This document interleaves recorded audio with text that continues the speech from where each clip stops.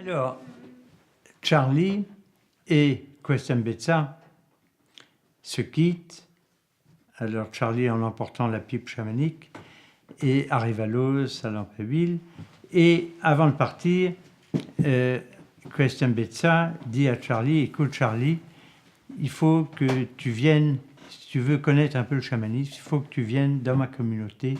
Là, je te montrerai que les soins qu'on fait, on donne aux patients, etc., on te fera découvrir notre culture. On serait heureux de t'avoir comme visiteur. C'est le meilleur moyen pour toi d'en savoir plus. Et puis, il se quitte. Et par la suite,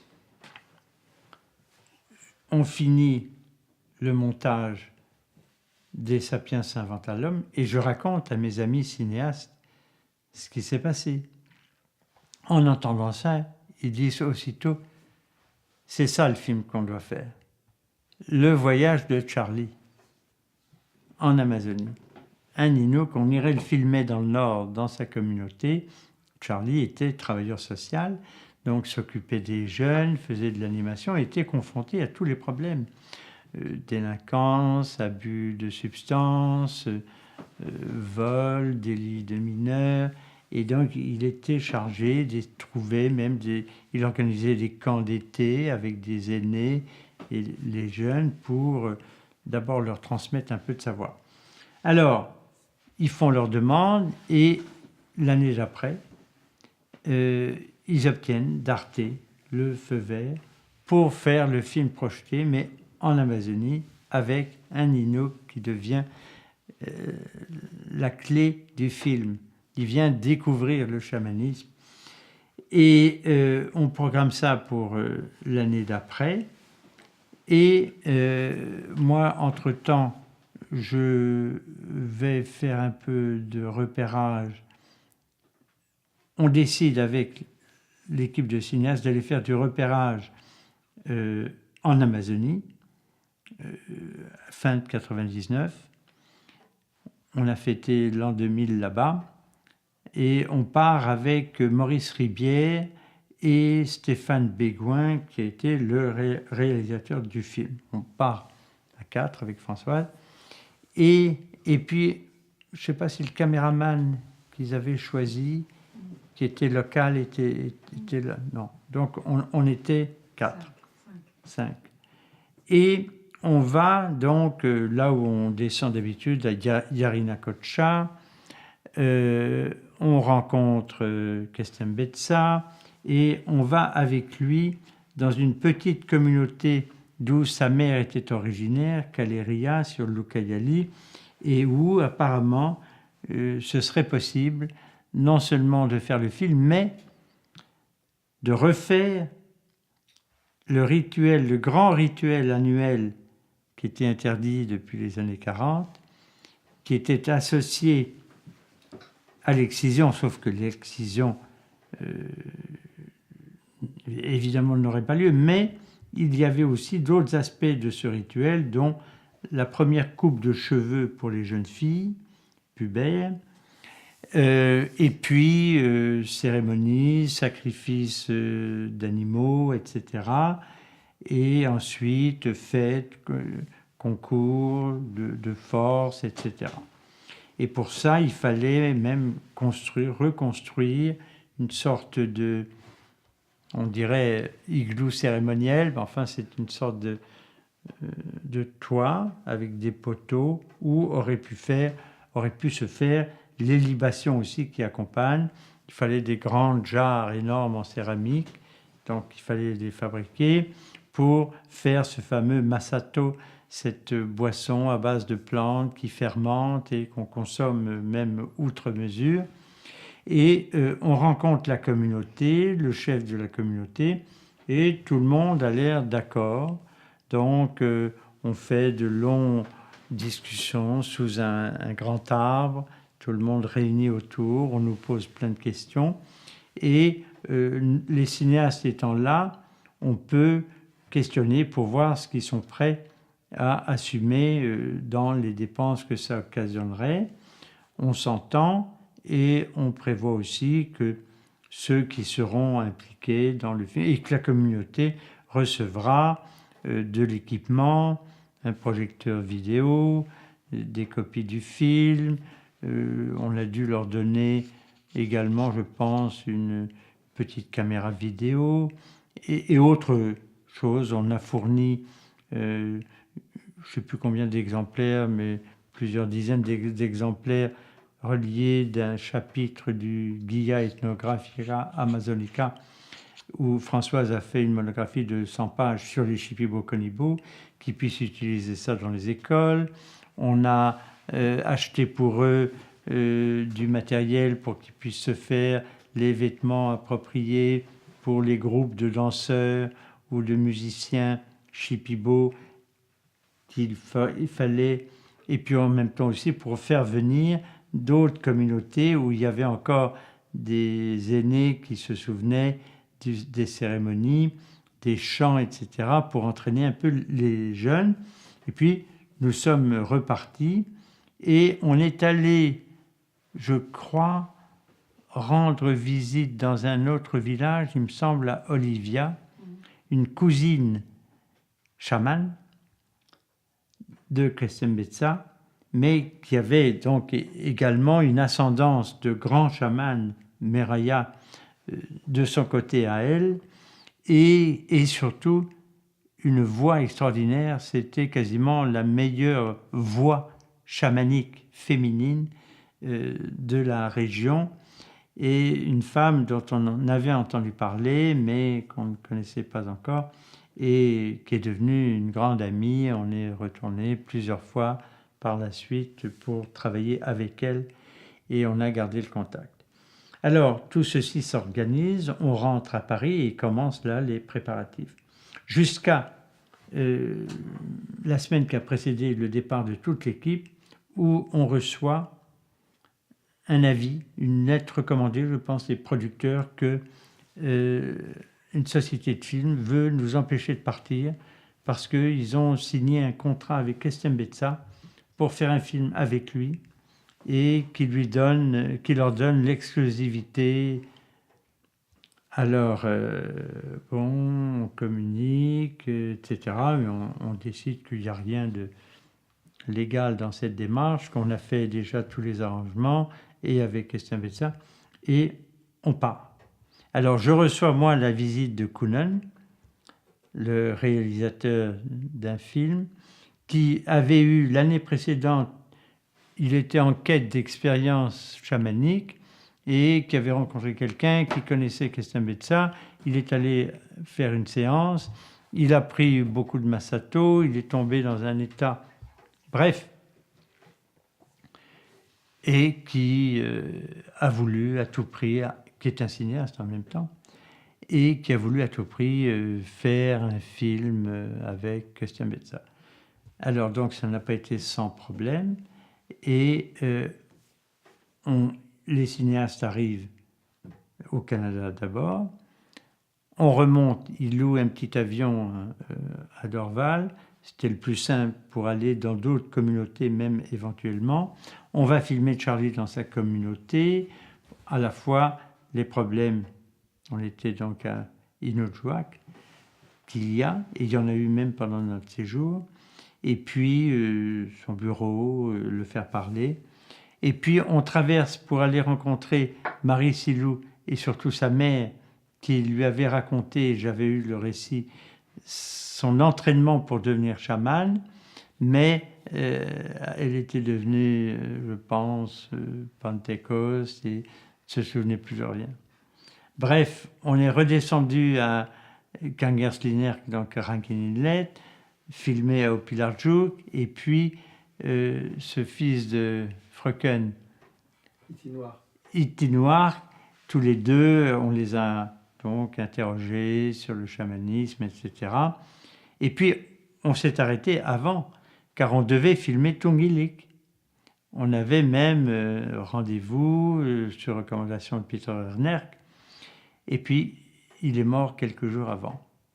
Alors, on a téléphoné à sa veuve en lui demandant si on pourrait venir se recueillir sur sa tombe et filmer sa tombe. Elle a été d'accord, donc on a fait ça, mais on avait manqué ce rendez-vous avec Tungil. Et puis, nous sommes revenus à Noudjouak, redescendus, et avec Françoise, on est parti en Amazonie avec Charlie et l'équipe.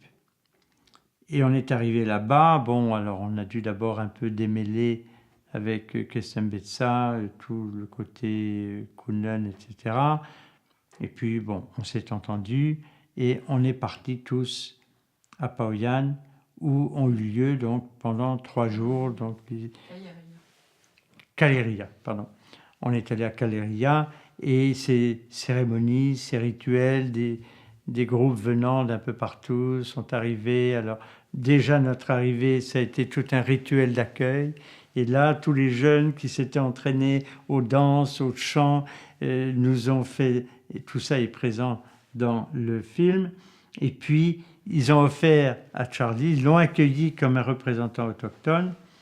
Et auparavant, il avait été interviewé à la radio autochtone de Pucallpa par notre ami, le jeune Inou, qui collaborait avec nous depuis longtemps, et qui avait annoncé sur les ondes la venue de Charlie, etc.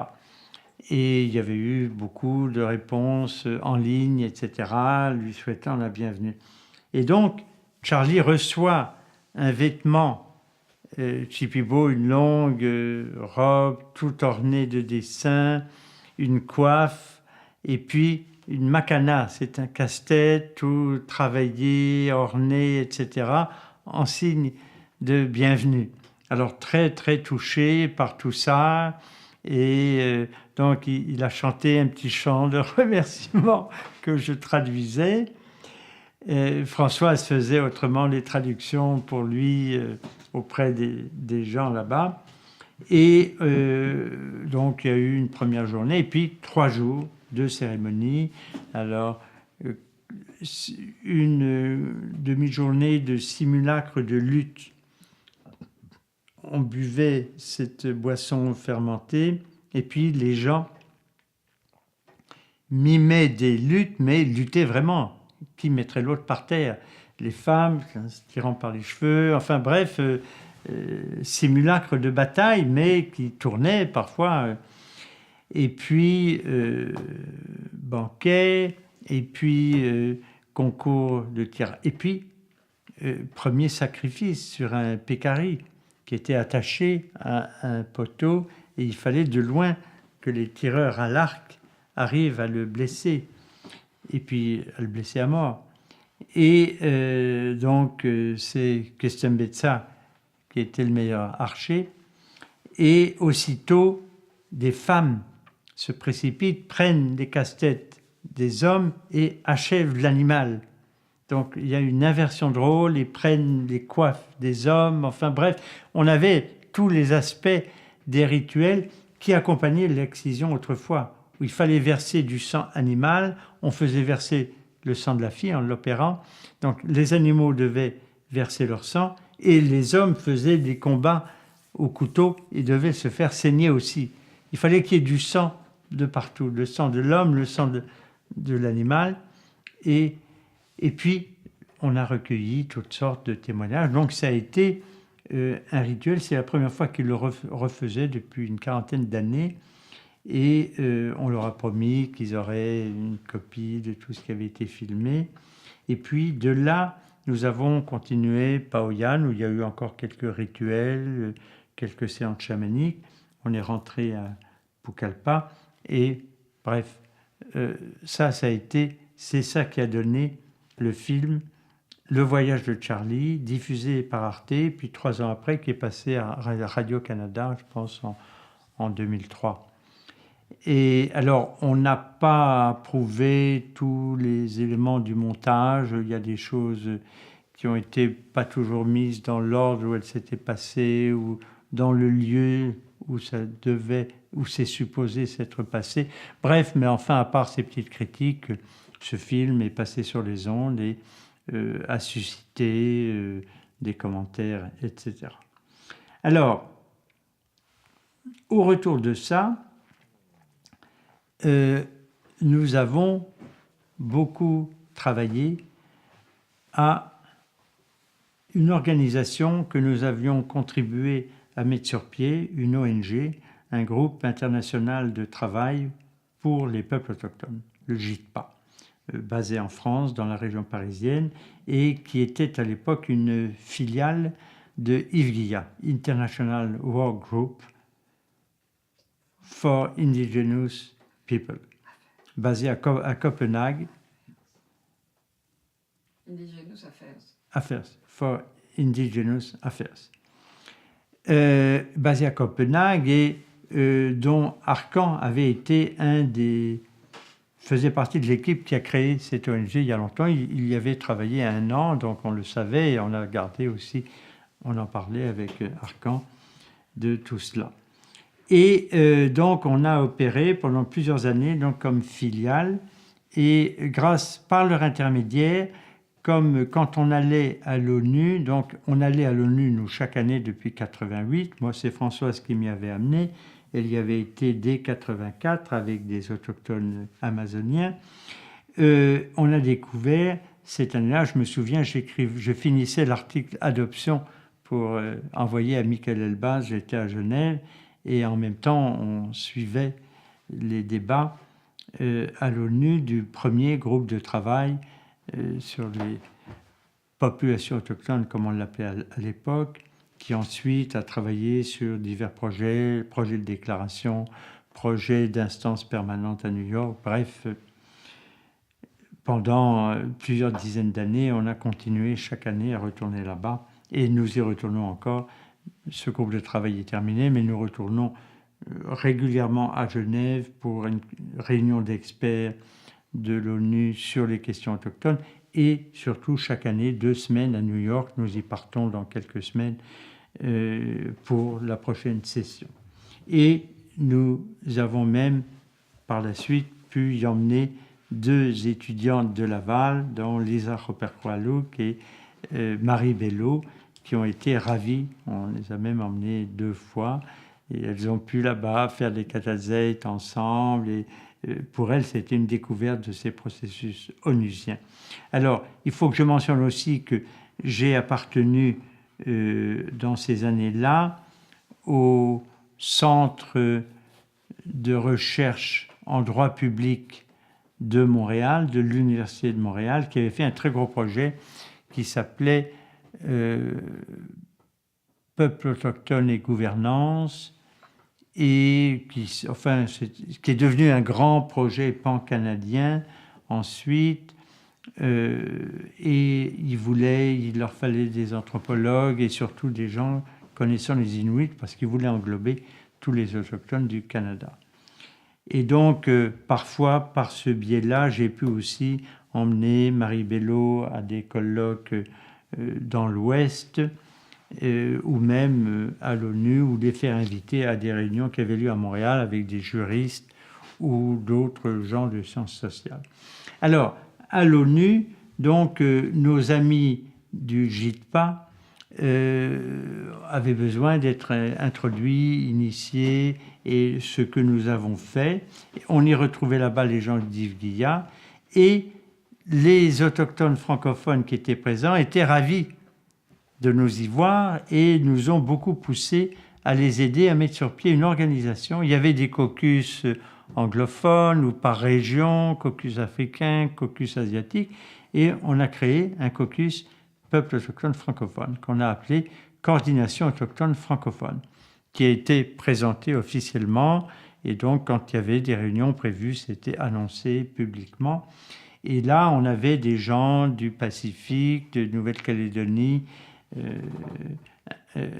Tahiti, des gens de Guyane française, des gens du Québec, des Amérindiens, des Inuits. On a eu Annie Barron, on a eu Lisa Roper-Croalouk, on a eu Charlie qui est venu du Nord, à Agadir, et on a organisé le premier congrès de la coordination autochtone francophone à l'invitation des Amazirs du Maroc à Agadir en 2006. Et donc, ça a été un gros travail pour organiser tout ça, pour obtenir des fonds canadiens, des fonds français pour les autochtones venant des territoires français, et puis arriver à payer les voyages de tout ce monde, payer des services d'hébergement.